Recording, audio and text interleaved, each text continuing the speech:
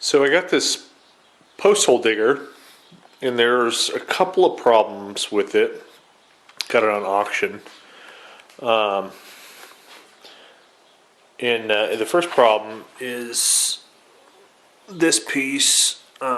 This is for a post hole for a 3-point. This piece is all wallered out. Also, it's kind of narrow. The lower 3-point attachments are the right size, but it's too narrow. I think my tractor, the minimum's like 25.5 or 26 inches, and this is like 23. So I can get the arms on, but I can't get it all the way hooked up. And it just, it's in pretty good shape, but it needs to be painted. Here's the gearbox for it. This seal was leaking when I got it, and I don't know if you can tell, but this seal up here has got a couple dents in it. The bit was on this shaft when I got it. It's upside down right now. I couldn't get the bit off. It had rusted on there.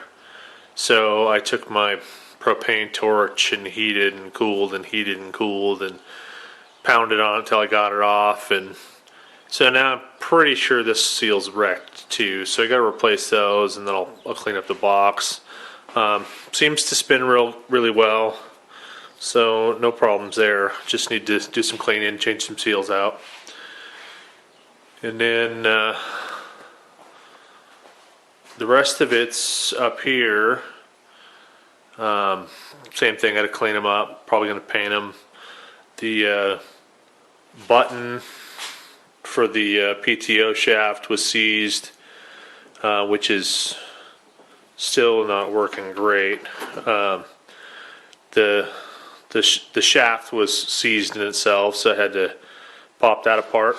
But now I just need to clean it up. That stuff is working now.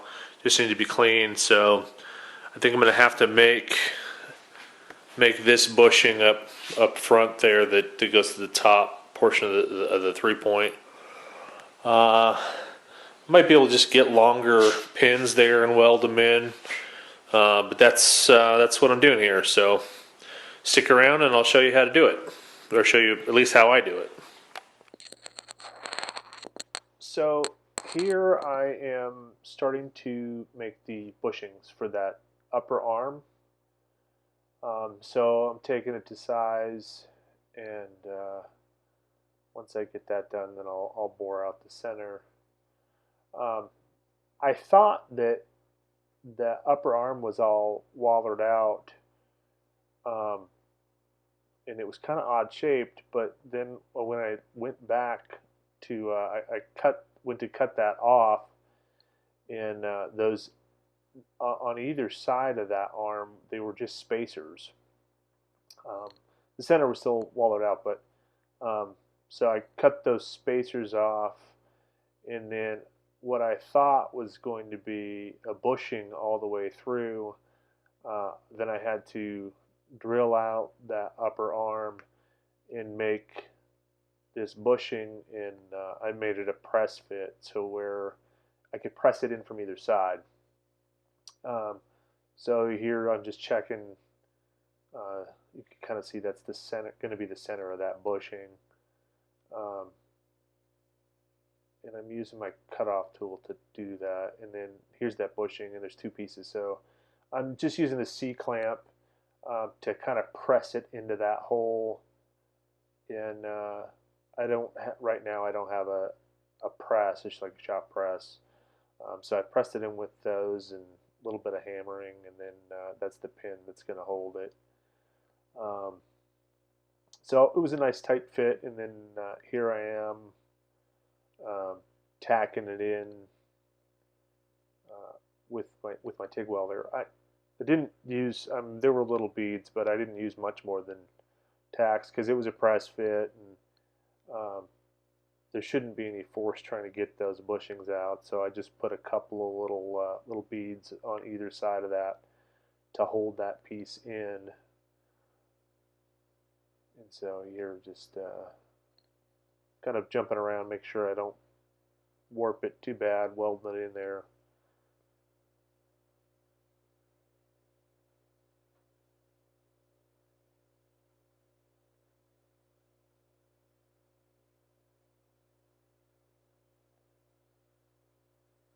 And I'm actually pretty bad at TIG welding. If you look close enough to some of these clips, you can see me sticking the tungsten, and I'm sure, but like I said, you know, just the fit alone, mechanical fit, I thought would be probably good enough. And then, you know, I'm always kind of looking for projects to improve my skills, which this I ended up, you know, doing some machining, which I'm terrible at machining. I just got that lathe, I don't know, maybe a year ago or so. Um, and so got that in, and this is that upper arm, and so um, just wire wheeling it to get the old rust and paint and stuff off. And I don't remember how long this little clip is, but this was hours of, of wire wheeling, and it's dramatically sped up here. And um, I wire wheeled this and pretty much all the other components, the drive shaft, the PTO drive shaft, and the gearbox, and all of that. They all got wire wheeled, and I won't make you sit through me wire wheeling all that stuff. But this is the process. This was by far the longest part of the process, was just getting these cleaned up and ready for paint.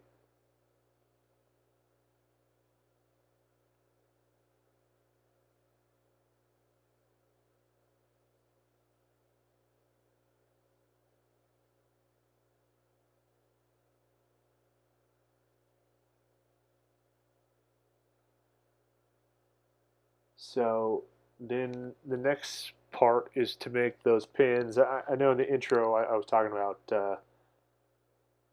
um, just buying pins long enough um, to fit and I could have, but I also had this this round stock. Um, was part of an older project. I cut it off, and you can see it's not round or smooth right now, so I'm kind of smoothing it out. And I'm making the pins for that lower arm now, is what I'm doing here.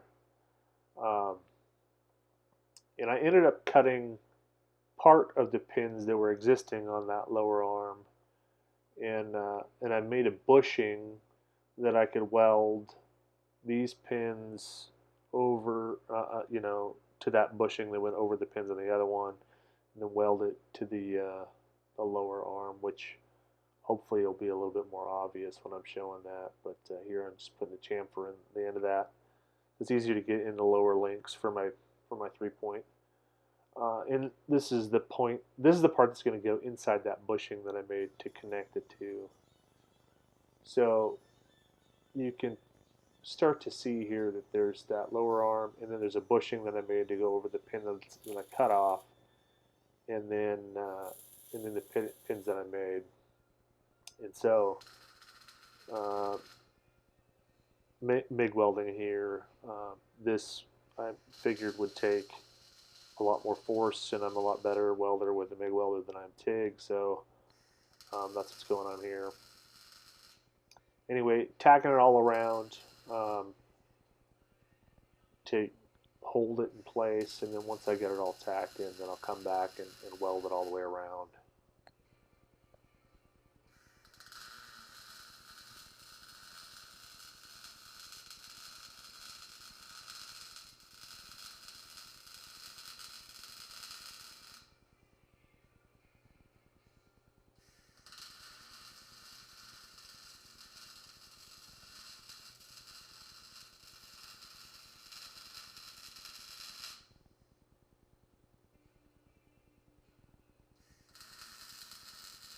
And so I'm kind of jumping back and forth and spreading out the heat. I don't know if that was totally necessary here, but so I got those bushings I got to weld in, and then I got to weld the pins into the bushings too.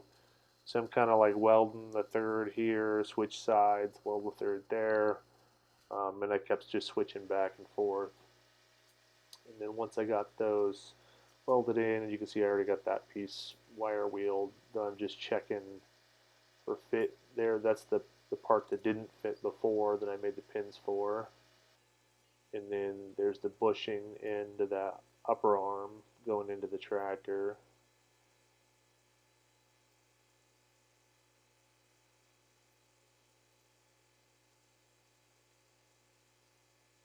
Got that put on, and then now I'm just running the 3-point to see if that looks like it's going to work, and it looks like it's going to work just fine. No binding, everything seemed to be smooth.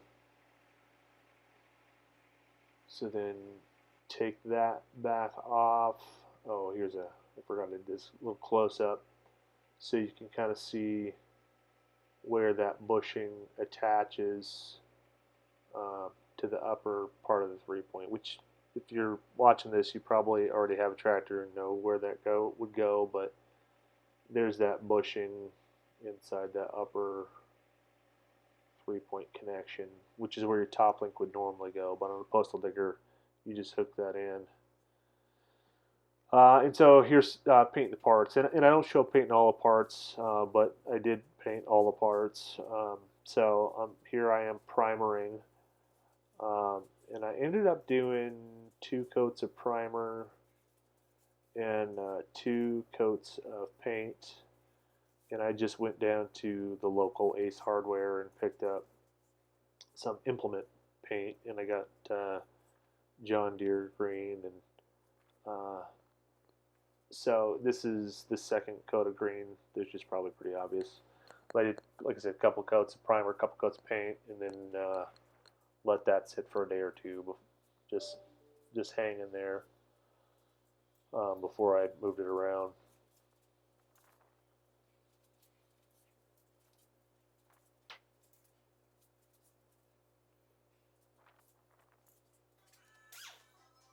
And then it's time to replace the seals. This seal here was the one that was leaking when I got it. So just unbolting that little seal plate from the side of the gearbox, and then I'm using a socket to drive out the old seal.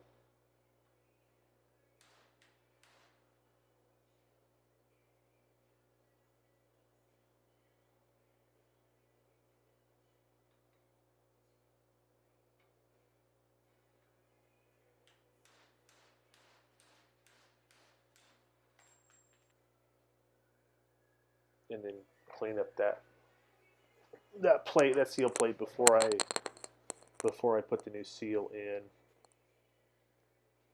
And then here's a new seal. There was numbers on the old seals, so I just went online and crossed the numbers online and found some new seals. And so you're driving in the new one, and that's a socket, and then I got an extension kind of backwards in that socket, so that's coming into that square drive on the inside. And then once I get that in, then I'm going to RTV it. That RTV is something I had on hand, and it's old, and it wouldn't even come out the tip, so I cut the corner of the just the tube, and I threw the rest away. This is a high temp RTV, and the reason I'm using high temp is because it's what I had on hand. Definitely this thing shouldn't be getting that hot. And then wasn't super clear, but I did put a little oil on that seal. It helps keep from ripping the seal when you put a new seal on. A little oil on there, and then put this plate on. Kind of tighten it down in a cross pattern. And then that one's good to go. So this next seal, this is not the proper way to do this. The proper way to do it would be take the gearbox apart, take the gears out, and drive that thing from the inside out. But I didn't want to do that, and there's a gasket on top. I didn't want to wreck the gasket, and so I'm kind of taking a chance that I'm not going to get metal filings from when I drilled down in there. So drill a couple holes, and then there's a screw that came with my, it's like for pulling dents on my slide hammer. Pop that seal out, and then I'm vacuuming up all the chips that I can find in the gearbox, and there wasn't very many. And then I just got a little magnet going back through and see if I can pull any other chips that may have gotten in there. And it looks really clean, so I don't think there's going to be a problem here. There's a little oil in that seal, and then I don't have anything big enough to go over that shaft to drive that seal, so I'm just kind of tapping it around, getting it sat down, and then a little extension here to get it seated all flush, and then seals are in, and then time to put it together and try it out. So this is after paint, hooking the tractor.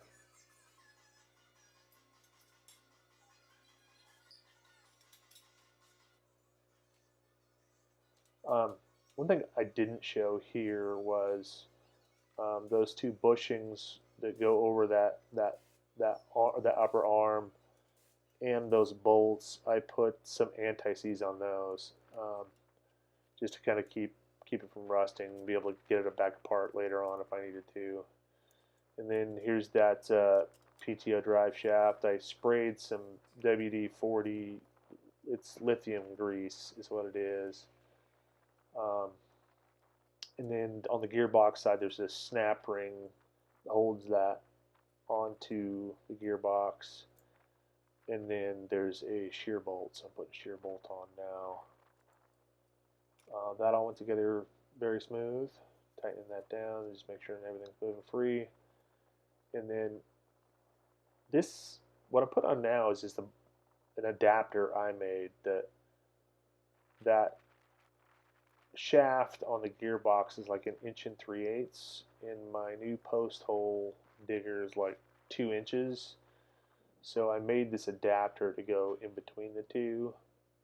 I think I probably made it too long. I couldn't find a piece of metal that the OD was thick enough I could make a new bushing out of. So I welded two or three pieces together to make this, which worked. But my tractor wasn't like it couldn't pick up the bit all the way, so I ended up like moving it around with the strap. Just kind of tied it up to move it around. And then here I am trying it out.